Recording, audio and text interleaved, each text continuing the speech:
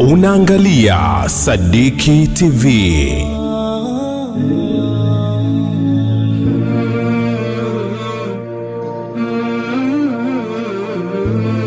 Sadiki TV, manhaj ya Qur'ani na Sunna kwa ufahamu wa salafi wa umma.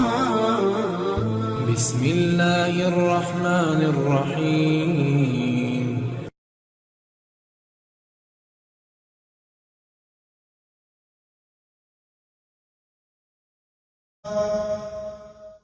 حي على الفلاح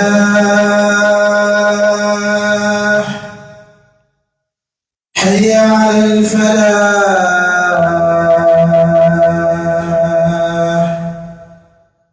الله أكبر الله أكبر لا إله إلا الله. إن الحمد لله نحمده ونستعينه ونستغفره ونستهديه ونعوذ بالله تعالى من شرور أنفسنا ومن سيئات أعمالنا. من يهده الله فلا مضل له ومن يضلل فلا هادي له. وأشهد أن لا إله إلا الله وحده لا شريك له وأشهد أن محمدًا عبده ورسوله صلى الله عليه وآله وسلم. يا أيها الذين آمنوا اتقوا الله حق تقاته ولا تموتن إلا وأنتم مسلمون. يا أيها الناس اتقوا ربكم الذي خلقكم من نفس واحدة وخلق منها زوجها وبث منهما رجالا كثيرا ونساء واتقوا الله الذي تساءلون به والأرحام إن الله كان عليكم رقيبا. يا أيها الذين آمنوا اتقوا الله وقولوا قولا سديدا يصلح لكم أعمالكم ويغفر لكم ذنوبكم ومن يطع الله ورسوله فقد فاز فوزا عظيما. أما بعد، فإن أصدق الحديث كتاب الله وخير الهدي هدي محمد صلى الله عليه وسلم وشر الأمور محدثاتها وكل محدثة بدعة وكل بدعة ضلالة وكل ضلالة في النار. اللهم إنا نعوذ بك من عذاب النار. معاشر الإخوة، أوصيكم وأوصي نفسي بتقوى الله، فإن تقوى الله سبب دخول الجنة، كما قال تعالى: إن المتقين في جنات ونهر في مقعد صدق عند مليك مقتدر. Uzangu katika imani, khutba ya leo tutazungumzia maudhu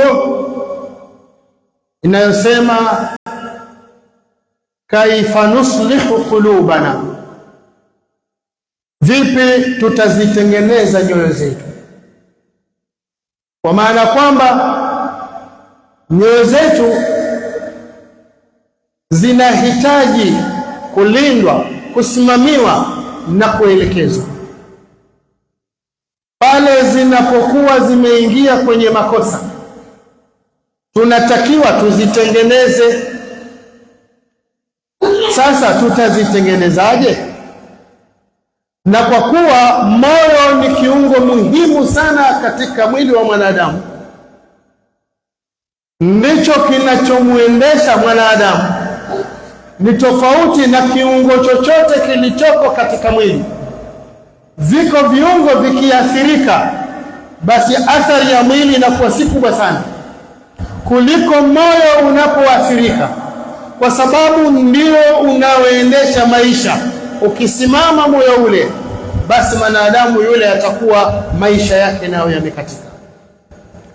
Huu ni upande mmoja ambao ni wa watu wa sayansi. Lakini upande wa kisheria, unapogeuzia shilingi upande wa sheria, moyo vile vile ni chombo kinachoendesha mwili kama kilivyokuwa upande mwingine.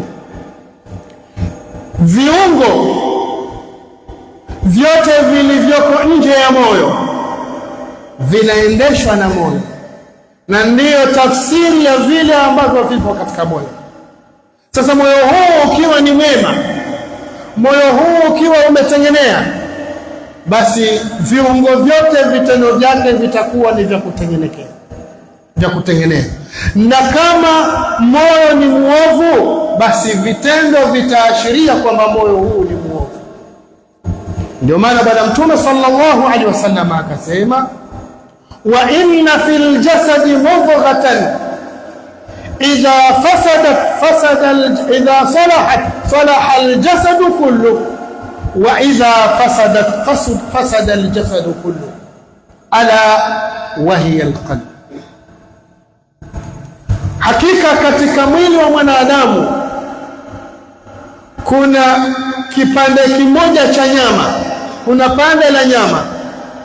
Pande hili likitengenea likawa zuri, salaha aljasadu kullu, kiwili chote kitakuwa kizuri, kwa maana kitakuwa vitendo vinavyotoka pale ni vizuri. Wa idha fasada aljasadu kullu, na kama kipande cha nyama hiki kikiharibika, kikawa nje ya utiifu wa Allah subhanahu wa ta'ala, basi viungo vyote vitakuwa vinatenda uharibifu, kwa sababu kiongozi ndiye aliyekuwa katika hali mbaya, kwa hiyo waliobaki wote wako katika hali mbaya.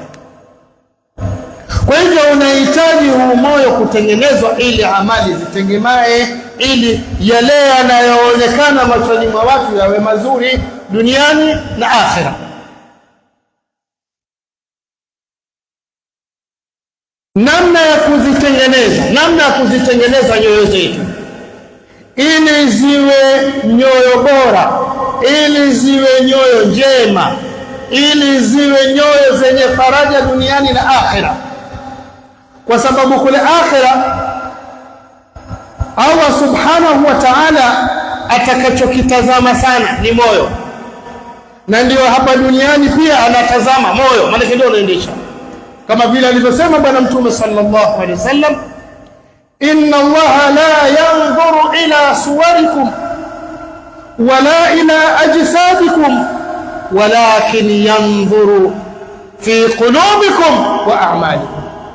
Mwenyezi Mungu haangalii sura zenu, wala haangalii viwili vyenu, wala haangalii maumbile yenu, wala haangalii mali zenu, bali anaangalia nyoyo zenu na anaangalia vitendo vyenu. Vitendo ni tafsiri ya yale yaliyokuwa katika moyo, ndivyo Allah anavyovitazama. Na siku ya Kiyama, ili mtu afaulu, uwe moyo wake umeondoka duniani ukiwa ni moyo umesalimika na maovu, umesalimika kama anavyosema Allah subhanahu wa ta'ala,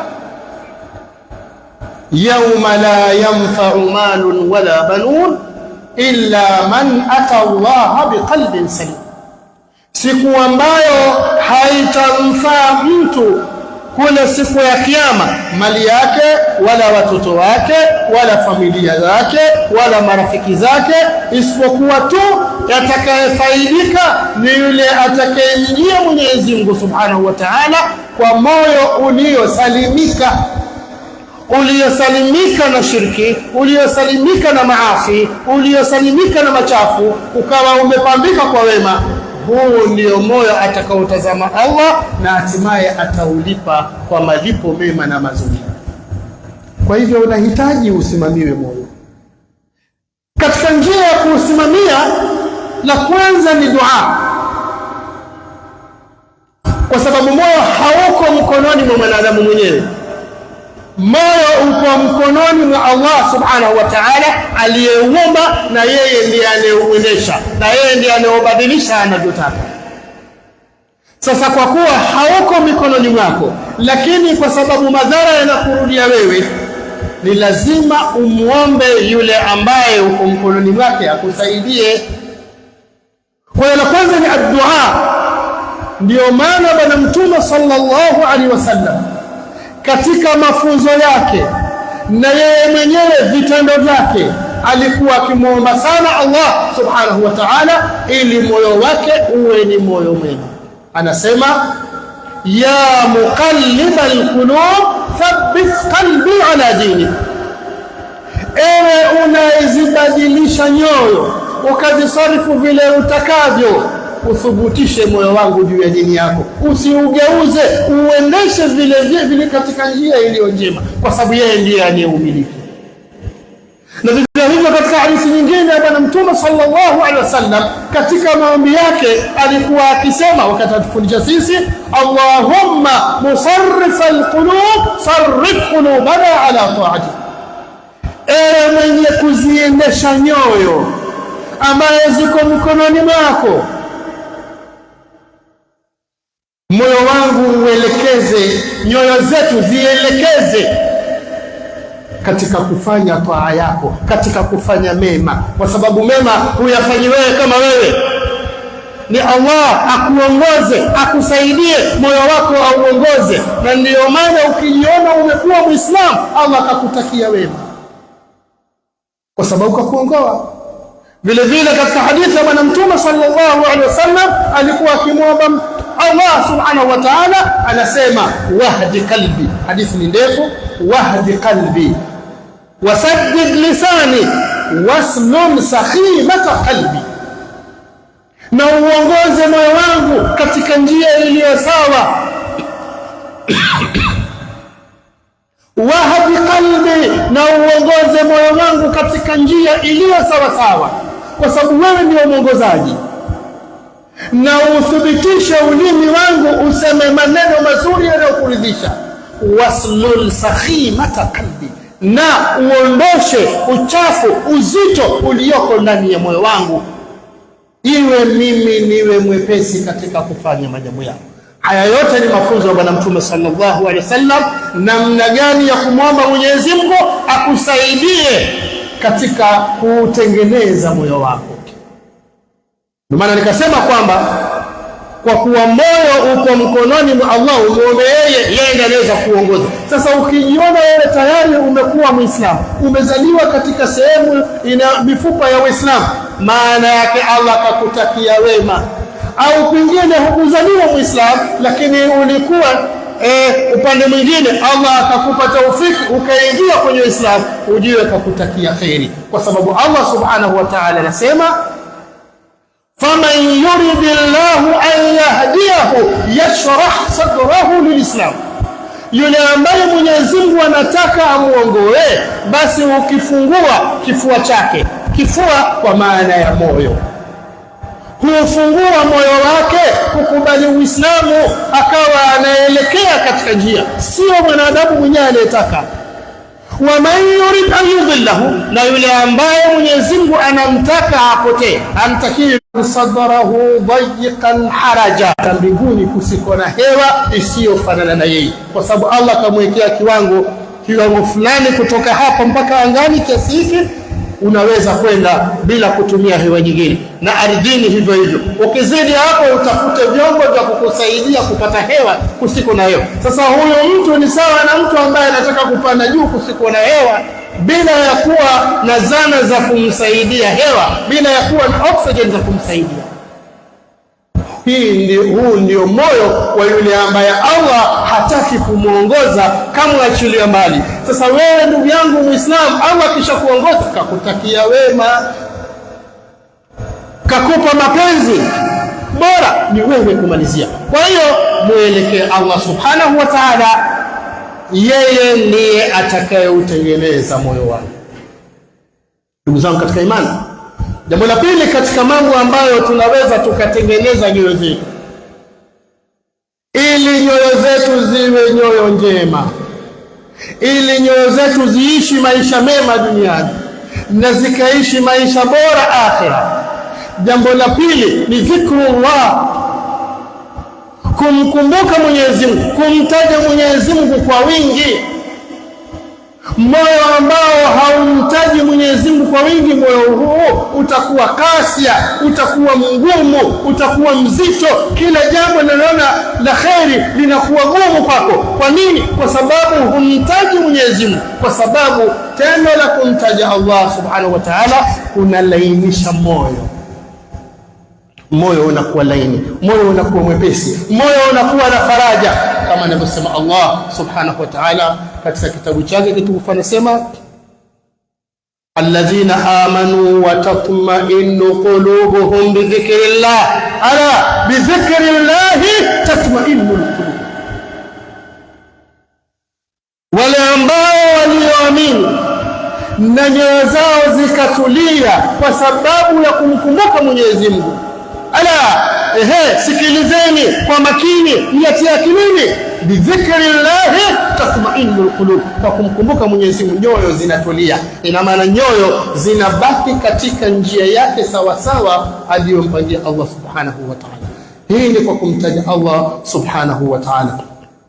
Na kama wewe moyo wako humtaji Allah, maana yake moyo wako utakuwa karibu na shaitani.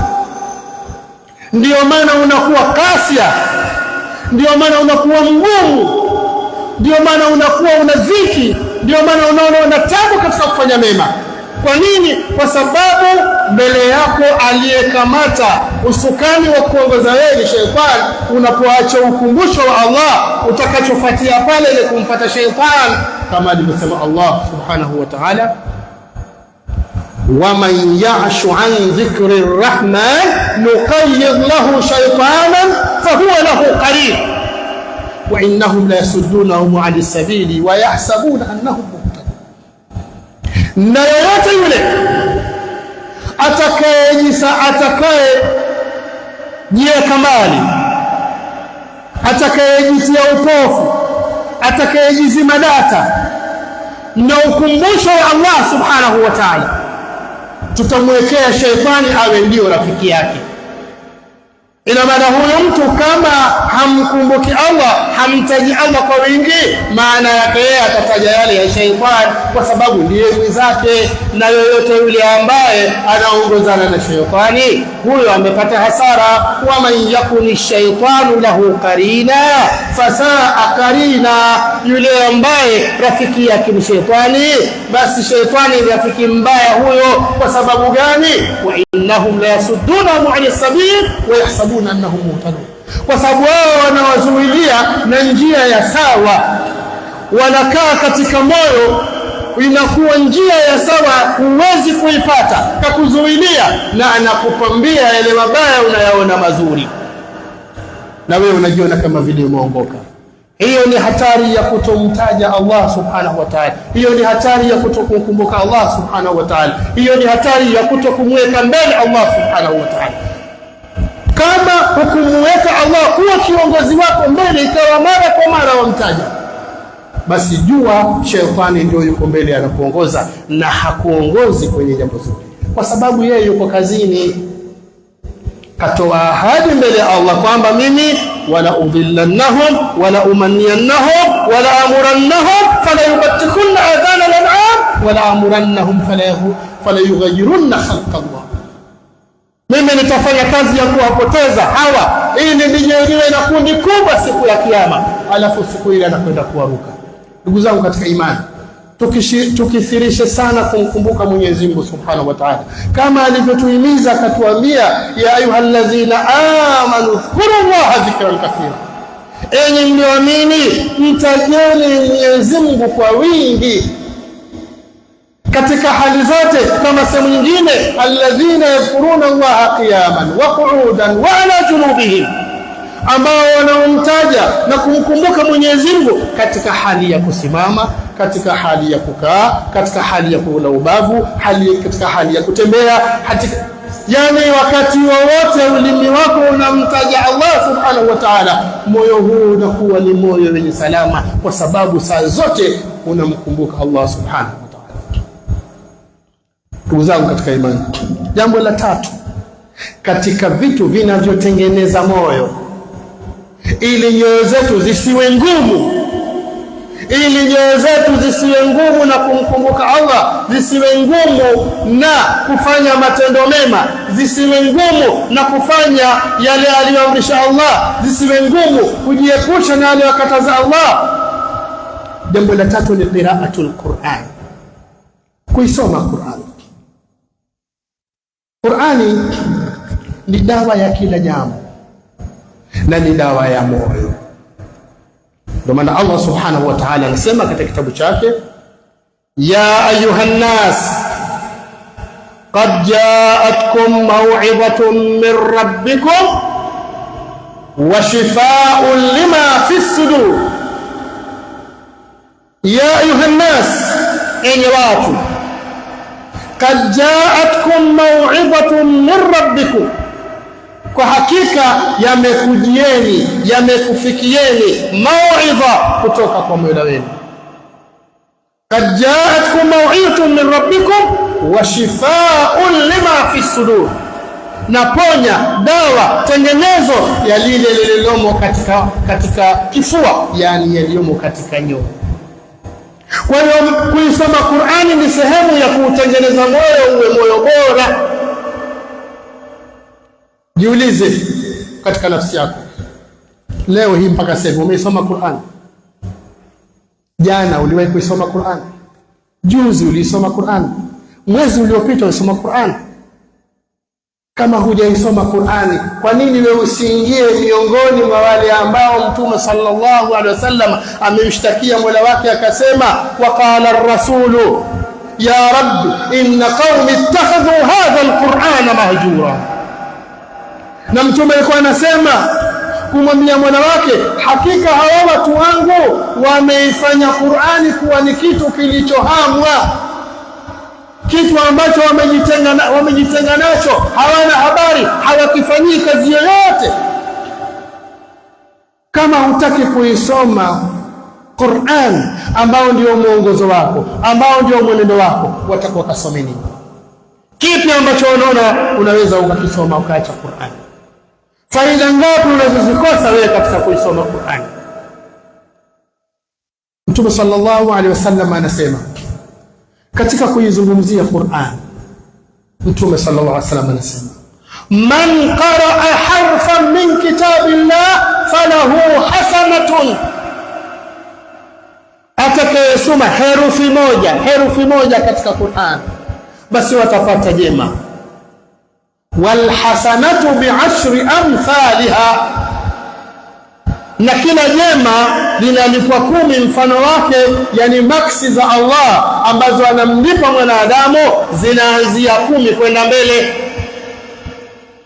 ila 700 dhif wallahu yudhaifu liman yasha, mpaka jema 700, na Mwenyezi Mungu humzidishia amtakaye. Akafanya amali ndogo, Mwenyezi Mungu akamlipa mengi. Sasa mtu akisoma herufi moja tu, fanya maksi za chini 10. Na Mtume sallallahu alaihi wasallam anaendelea katika hadithi, anasema, la aqulu alif lam mim harf, sisemi mimi alif lam mim ni herufi moja, walakin alif harf wal lam harf wal mim harf. Lakini alifu ni herufi, kusema alifu ni herufi unapata 10, lam ni herufi unapata 10, mim ni herufi unapata 10. Ukisema alif lam mim, maana yake ushapata thawabu 10 za haraka. Wapi utakwenda kupata faida kama hii? Ndio dhikri bora kuliko chochote mbele ya Allah subhanahu wa ta'ala. Haya unayakosa kuisoma Qur'an. Kwanza ni dawa kwako wewe, lakini pia ni sababu ya kuongeza maksi zako. Unajaza begi lako kwa ajili ya safari yako ya akhera. Utakacholichukua ni lile begi lako tu ndio utakalobeba. Wote watakaoshiriki watakusindikiza mpaka pale, wakishamaliza kila mmoja anaondoka. Na kwa sababu tumejua kwamba leo Islam hakuna atakaye kukumbuka, na hasa kama umeacha mali ndio hukumbuka kabisa, kwa sababu watu kukosana mapanga wagawane. Nani atamtaja? Aseme labda mzee maskini hakwenda hija, mzee maskini labda tumjeusi. Hakuna atakayekumbuka. Sema kila mmoja zigawe ashike chake. Sasa kitakachokusaidia ni begi lako uliondoka nalo.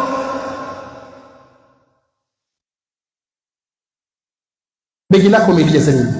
Umelitia nini begi lako? Si hivyo Bwana Mtume sallallahu alaihi wasallam anasema iqra'ul Qur'an, isomeni sana Qur'an. Iqra'ul Qur'an, isomeni sana Qur'an. Fa innahu ya'ti yawmal qiyamati shafi'an li ashabi, itakuja siku ya kiyama kuja kumwombea yule kwa anayesoma mbele Allah, amwambie Qur'ani isimame, na inaongozwa kama ilivyo katika hadithi nyingine, yatakaddamuha suratul Baqara wa suratul Ali Imran, inatanguliwa na suratul Baqara na suratul Ali Imran, ndio inatangulia. Inasema Rabb, huyu ulikuwa akinisoma kwa ajili yako, naomba umsamehe madhambi yake, naomba umjalie awe miongoni mwa peponi. Hakuna anaweza kusimama kukutetea hata mmoja kule siku ya hakuna, kwa sababu siku ile hakuna kitofauti, hakuna kitakachomsaidia mtu.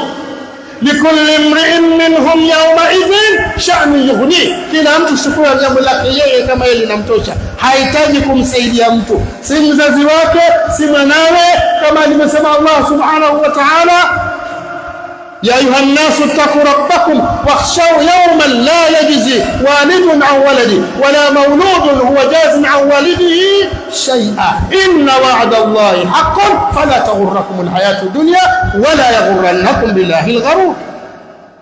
Ni watu, mcheni Allah na iogopeni siku ambayo mzazi hatoweza kumsaidia mwanawe, wala mtoto hataweza kumsaidia mzazi wake. Hakuna anaweza kumsaidia mtu, bali akiwaona wakimbia. Yawma yafirru almar'u min akhihi wa ummihi wa abihi wa sahibatihi wa banihi likulli imrin minhum yawma idhin sha'nun yughni. Sasa siku hii hakuna anaweza kusimama, lakini Qur'ani ambayo wewe ulikuwa ukisoma inasimama kwa ujasiri mkubwa mbele Allah, iseme ya Rabb, mimi ni maneno yako matukufu, na huyu namuombea umsamehe dhambi zake, umjalie awe katika watu wa peponi. Ni Qur'an ile unayoisoma. Hujawa na udhuru wa kusema mimi sikwenda chuoni, unao muda wa kutosha. Mbona wapata muda kuangalia mpira? Huu unaupata wapi na muda? Sema una. Kuna tajiri ambaye ana mshabiki wa mpira, ikifika wakati wa mpira kama kazini hawana kwenda kuangalia mpira, na kama yuko ndani kwake akifungua TV angalie mpira, umeona anayo. Kwa hiyo udhuru wa mtu kusema mimi sikuwahi kusoma, udhuru huu utoke, ushakufa. Lakini kama uko hai, udhuru huu huna, siku ya kiyama utakwenda ulizwa kwa nini Qur'ani wewe ulihama. Si lazima uwe na msafu mzima, basi hata juzu ya ama, hata sura ndogo ndogo hizo basi ndio. Kama wewe Qur'ani huisomi na wala uipati, waswali vipi wewe? Swala zako wazisali vipi wewe? Ikiwa Qur'ani huna chochote, wewe unahesabika kama jumba bovu. Kama Qur'ani huna chochote, sawa na jumba bovu tu. Anasema Mtume sallallahu alaihi wasallam, innal ladhi laysa fi qalbihi shay'un min alquran, fi qalbihi au fi jawfihi shay'un min alquran kalbaytil kharab, mtu ambaye hana chochote katika Qur'ani ndani yake, ndani ya moyo sawa sawa na jumba bovu tu, hakuna anaweza kulikaa, labda atakao mtabangi tu. Tusiwe katika misingi hiyo. Aqulu qawli hadha wa astaghfirullah alazim li wa lakum fastaghfiruhu innahu alghafurur rahim wal barrul karim.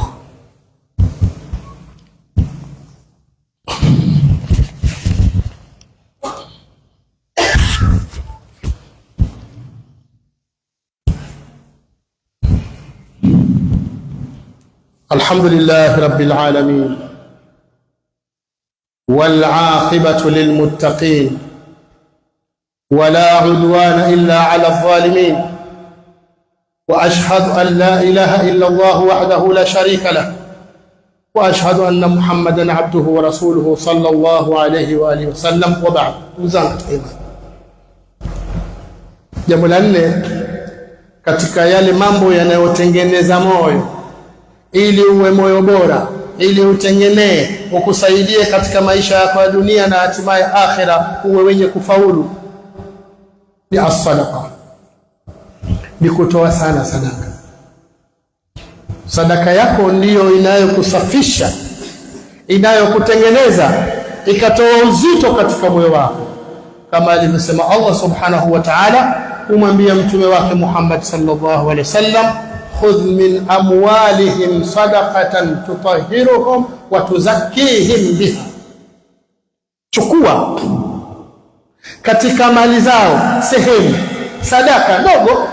Khudh min, katika baadhi, sio uchukue zote, chukua sehemu katika mali zao, sadaka itakayo wasafisha na kuwatakasa, kuwataharisha na madhambi, kutaharisha nyoyo zao ili ziwe nyoyo nzuri, ili ziwe nyoyo zenye salama.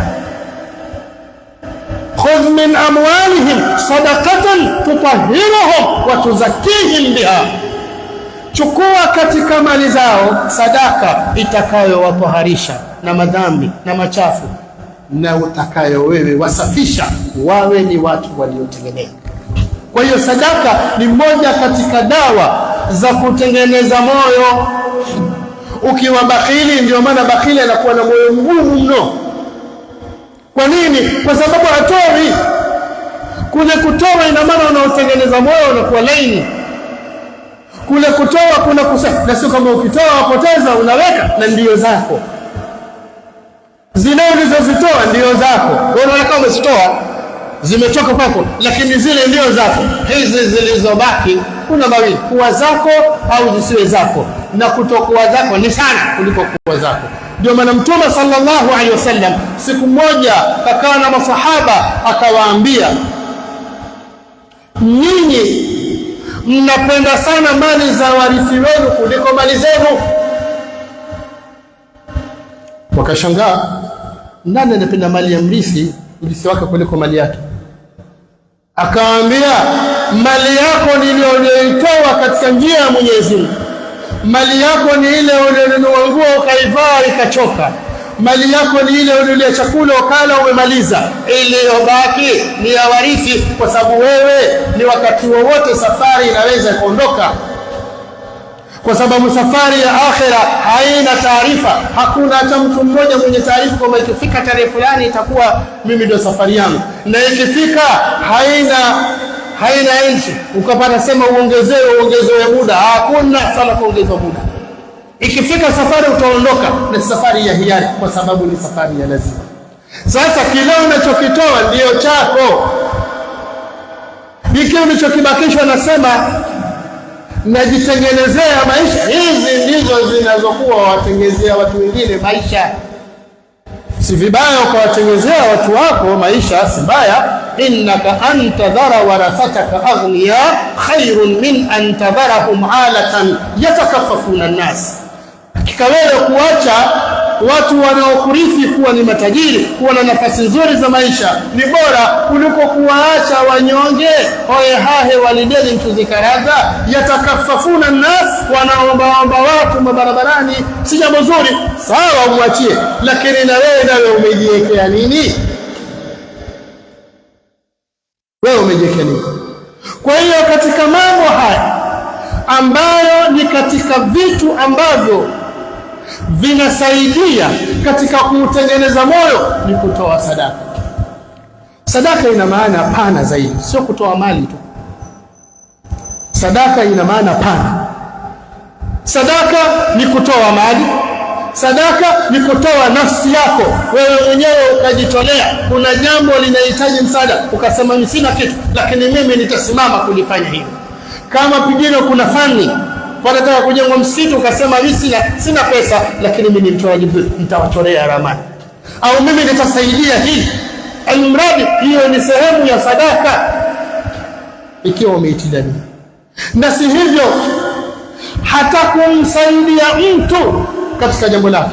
Mtume sallallahu alaihi wasallam anasema, kullu sulama minan nas alayhi sadaqa, kila kiungo kimoja katika viungo vya wanadamu kuna sadaka ikiwa utavitumia. Kullu sulama minan nas alayhi sadaqa, kila kiungo, sulama ni viungo hivyo, kuna sadaka. Siku ile ambayo imechomoza jua, maana kila siku ukafanya uadilifu kati ya watu wawili, tadilu baina ithnain, sadaka, hiyo ni sadaka. Kumwona mtu ana chombo chake kimemharibikia, pengine anahitaji msaada, ukamsaidia, hiyo ni sadaka. Kumsaidia mtu ambaye ana mzigo mzito, pengine atakapoinua kuhamisha kwenda sehemu fulani, ukamsaidia, sadaka. Alkalimatu tayyibatu sadaka, neno zuri, pengine mtu kaja kuomba na wewe huna uwezo au una uwezo, pengine labda una malengo mengine, sikumkaribia, lililokuwa bora ni kumwambia neno jema, neno zuri. Qaulun ma'rufun wa maghfiratun khairun min sadaqatin yatba'uha adha. Kwa hiyo yote ni katika jumla ya sadaka, na si hivyo kullu tasbihatin sadaqa.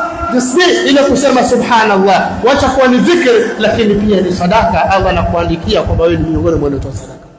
Kullu tasbihatin sadaqa wa kullu tahlilatin sadaqa wa kullu takbiratin sadaqa. Hivi vyote ni katika sehemu ambazo Mtume sallallahu alaihi wasallam kapanua wigo wa sadaka. Kama huna uwezo wa mali, huna afya njema ya kusaidia hilo jambo, huna personality ya kusaidia hilo jambo, je, kuyafanya haya pia uwezi? Haihitaji gharama haya. Kwa hiyo hizi ni katika mambo ambayo yanatengeneza moyo wako, ikiwa utaitoa sadaka yako kwa ajili ya Allah subhanahu wa ta'ala. Ndugu zangu katika imani, la tano, la mwisho, siyamu 3 ayamin min kulli shahr, kuzifunga siku 3 katika kila mwezi, zile ambazo tunaita ayyamul biu, siku nyeupe, 13, 14, 15 katika kila mwezi. Wengi tunazipuuza, ni wengi tu hatuzifungi. Wengi tukishamaliza Ramadhani basi umeshaachana na sunna wewe, gusi una cha Alhamisi wala una Jumatatu wala huna siku nyeupe. Moyo unaweza ukaurudisha ukawa mgumu. Umetoka vizuri kwenye Ramadhani, moyo ulikuwa na kumtaja sana Allah, moyo ulikuwa na kazi ya kumkumbuka Allah, moyo ulikuwa na kazi ya kusoma sana Qur'an, lakini baada ya Ramadhani vyote hivyo vimevitupilia mbali.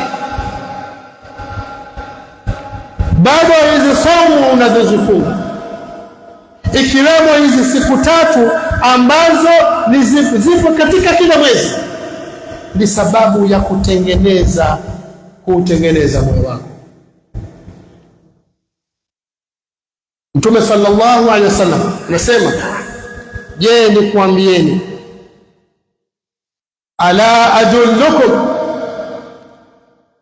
hivi mimi sikuambieni nyinyi, ala ma yudhhibu wahara sadr, juu ya mambo ambayo yanaondosha joto, ghil, alwahar, alghil, mifundo, uzito ndani ya moyo wa mwanadamu. Niwaambieni jambo hili, je, mkitakulifanya ni mfaulu?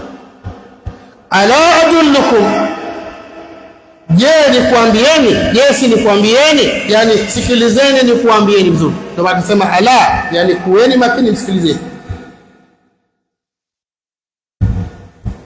Ala ma yudhhibu wahara sadr, yani alqalb, ambayo inaondoa uzito, mfundo, ugumu, kaswatul qalb. Niwaambieni,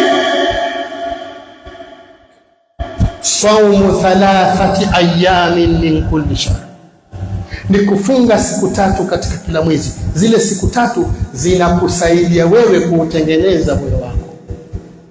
Kwa hiyo Allah subhanahu wa ta'ala kwa mapenzi yake na kutujalia sisi kwa Uislamu akatuletea mtume, katutakia mema sana, akatuletea kitabu, katutakia mema sana. Mtume anatubainishia, anatupa njia za kuhifadhi nyoyo zetu ili mioyo iwe mioyo mema, ikakutane na Allah mwema na ishi duniani hali ya kuwa nyoyo hizo ni njema.